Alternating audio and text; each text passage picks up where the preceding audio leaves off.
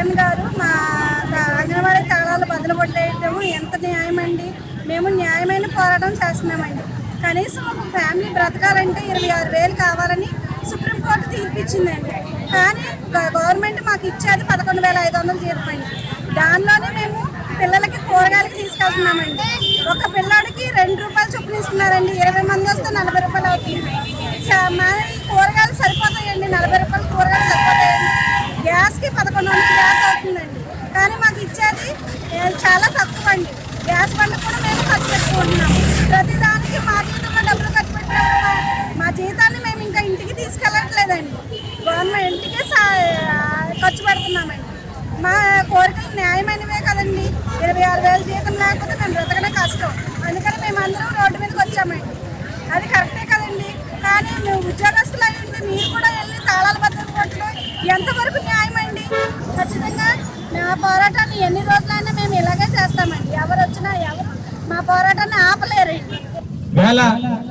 అంగన్వాడీ మహిళలందరూ కూడా గ్రామ స్థాయిలో ఏ రకంగా కష్టపడతారో వాళ్ళు ప్రతి పౌరుడికి తెలుసు. ఆంధ్ర రాష్ట్రంలో ఉన్నటువంటి ప్రతి పౌరుడికి కూడా తెలుసు.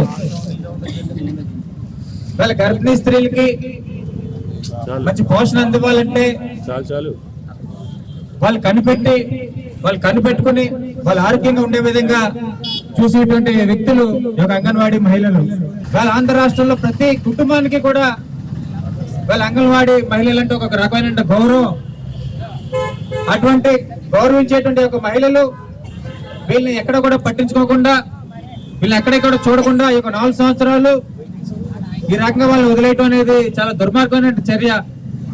ఎన్నో డిమాండ్లు ఉన్నాయి, గత ప్రభుత్వాలు ఉన్నాయి. వీళ్ళకి ఇచ్చినటువంటి శాలరీస్ ఏదైతే ఉన్నాయో దానికి ఏ రకంగా కూడా పెంచకుండా ఏదో కేవలం 1000 రూపాయలు మాత్రమే పెంచి తూతూ మంత్రంగా ఈ యొక్క 4.5 సంవత్సరాల నుంచి ఏ విధంగా కూడా డిమాండ్లు పట్టించుకోకుండా ఆఖరికి సుప్రీంకోర్టు ఇచ్చినటువంటి తీర్పును కూడా అమలు చేయకుండా వాళ్ళ యొక్క ప్రభుత్వం ఉందంటే వాళ్ళ జ్యుడిషియరీ మీద కూడా ఏ రకంగా గౌరవం ఉంది ఒక ప్రభుత్వానికి అని చెప్పేసి మనం అందరం కూడా ఆలోచించుకోవచ్చు. ఈ రకంగా ఏదైతే ఒక ప్రభుత్వం ఒక అంగన్వాడీ మహిళల్ని అనేక రకాల ఇబ్బందులు గురి చేస్తూ వాళ్ళ మీద దౌర్జన్యం, వాళ్ళు ఏదో నిరసన తెలియపరుస్తుంటే ఆ యొక్క ఆఫీసులన్నీ కూడా ఏదైతే ఉన్నాయో దౌర్జన్యంగా బదులు కొట్టించడం ఆ యొక్క అధికార పార్టీ యొక్క కార్యకర్తల ద్వారా. అంటే ఈ రకమైనటువంటి దుర్మార్గమైనటువంటి చర్యలు ఎక్కడికి వెళ్ళిపోతాయి? ఆంధ్ర రాష్ట్రం ఈ యొక్క 4.5 సంవత్సరాలు అయిపోయింది. 4.5 సంవత్సరాలు అనేక రకాలుగా ఇబ్బందులు పడుతూ ఉన్నాం. ఎవరికి కూడా ప్రశ్నించేటువంటి హక్కు లేదు. ప్రశ్నిస్తే వాళ్ళ మీద రకరకాల కేసులు. కనీసం ఇప్పుడు మహిళలు వాళ్ళు ఎంత ఆవేదన గురైతే వాళ్ళు రోడ్లు ఎక్కుతారు, ఎంత ఇబ్బందులు గురైతే వాళ్ళందరూ కూడా రోడ్ల మీదకి వస్తారు. అది కూడా ఎక్కడ కూడా ఆలోచించకుండా, ఎక్కడ కూడా పట్టించుకోకుండా, వాళ్ళ యొక్క సమస్యల మీద వాళ్ళతో చర్చించకుండా, ఆ యొక్క పరిష్కారం చేసే విధంగా ముందుకు వెళ్లకుండా వాళ్ళ మీద దౌర్జన్యం చేసే విధంగా ఆ యొక్క తాళాలు పగలు కొట్టించి చేయటం అంటే ఏమైపోతుంది? ఇది మన అంబేద్కర్ రాజ్యాంగంలో ఉన్నామా, లేదంటే ఇక్కడ సపరేట్ గా రాజారెడ్డి రాజ్యాంగం నడుస్తుందా ఈ ఆంధ్ర రాష్ట్రంలో అని చెప్పేసి మన అందరూ కూడా గ్రహించుకోవాల్సిన అవసరం ఉంది. మా నాయకుడు చంద్రబాబు నాయుడు గారు కూడా రాష్ట్ర వ్యాప్తంగా ఆయన మద్దతు తెలియపరచడం జరిగింది అంగన్వాడీ మహిళల ఉద్యమానికి. అదేవిధంగా అన్ని పార్టీలు కూడా, అటు పవన్ కళ్యాణ్ గారు ఉద్యమానికి మద్దతు తెలిపారు, అన్ని పార్టీలు కూడా ఉద్యమానికి మద్దతు తెలుపునాయి.